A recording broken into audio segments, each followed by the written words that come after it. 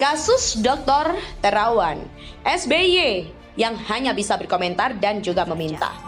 Kami menyesalkan karena bagi kami persoalan antara Pak Terawan dan ID ini lebih dominan itu persoalan komunikasi sebenarnya. Karena sejauh kalau menyentuh soal substansi yang dilihat dari apa yang dibuat oleh Pak Terawan ya, baik DSA maupun Vaksin Nusantara, kami melihat itu bisa dijelaskan sebenarnya.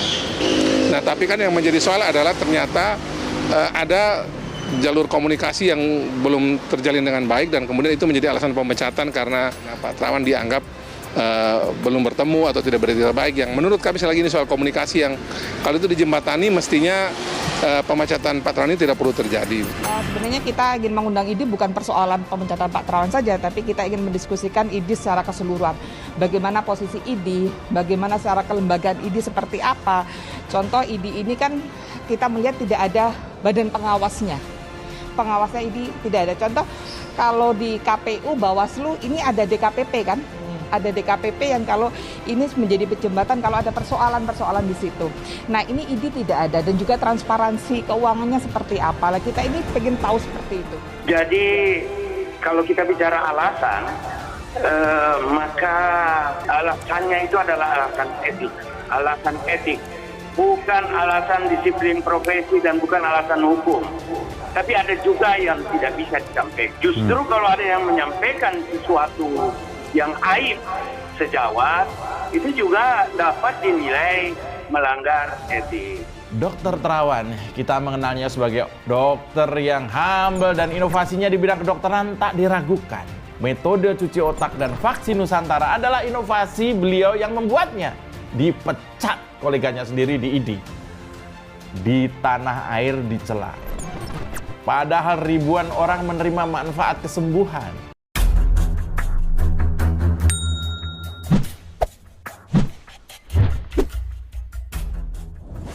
Saya ikut senang dengan apa yang dilakukan oleh Presiden ke-6 RI Susilo Bambang Yudhoyono terhadap kasus Dr. Terawan. Akan tetapi, apa yang dilakukan ya hanya bisa berkomentar, tak lebih dari itu. Kembali, SBY hanya meminta pemerintah ikut menindaklanjutinya. Ya, ini cukup membuat bising. Hari ini dengan apa yang dilakukan oleh SBY harusnya bisa lebih gesit. Di mana SBY memiliki partai politik untuk melakukan advokasi. Jalur-jalur politik ini harusnya bisa dilakukan untuk membela masyarakat. Partai Demokrat memiliki posisi di DPR RI. Ada sejumlah orang yang menjadi anggota legislatif. Anggota itu bisa melakukan bantuan hukum kepada Dr. Terawan serta berkomunikasi langsung dengan kementerian terkait. Jika hanya berkomentar, masyarakat awam pun ya bisa melakukannya. Perlu diakui, walaupun SBY sudah tidak lagi menjabat sebagai presiden, saya meyakini SBY masih memiliki beberapa kekuatan ya di beberapa kementerian. Tidak mungkin orang-orang SBY itu habis semua di kementerian. SBY sudah menjabat 10 tahun. Sejak SBY masih sangat melekat di Indonesia, SBY harusnya mampu melakukan ini. Saat ini dengan SBY yang hanya bisa berkomentar tanpa bisa menyentuh masyarakat secara nyata, memperlihatkan ketidakberdayaannya. SBY hanya melakukan kepada masyarakat dalam momentum politik. Pengabdiannya untuk masyarakat yang notabene adalah mantan presiden tidak benar-benar utuh. SBY itu hanya membuat pusing telinga.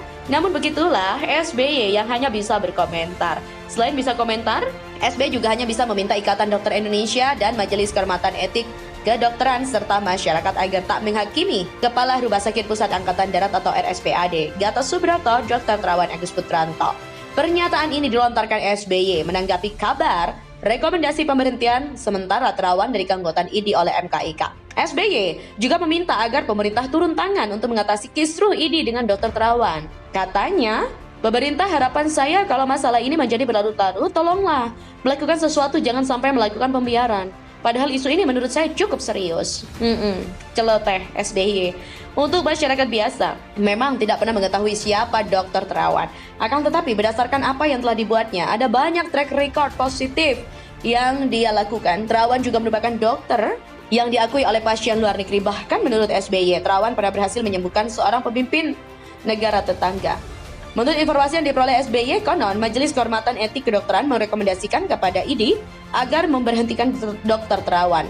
MKIK juga mempersoalkan Dr. Terawan karena metodologi yang dikenal dengan digital subtraction angiography atau DSA tidak termasuk atau belum masuk mainstream treatment yang dikenal di dunia kedokteran. Bila saluran komunikasi antara ID MKIK dengan Terawan dibangun dengan baik, ya menurut SBY masih bisa dicarikan solusi yang baik. Berdasarkan catatan SBY beberapa bulan lalu melakukan komentar terhadap pertumbuhan ekonomi di Indonesia. SBY menyinggung pertumbuhan ekonomi di era Presiden Joko Widodo. Apalagi hal itu SBY sampaikan dalam acara 50 tahun Pondok Pesantren Dar El Kolam. Pertumbuhan ekonomi kita harusnya naik lagi 6%. Alhamdulillah pas saya memimpin 6% ya, sekarang 5%. Harus segera dinaikkan. Saya tahu Pak Jokowi sedang berjuang. Kalau masih 5 berarti masih ada masalah.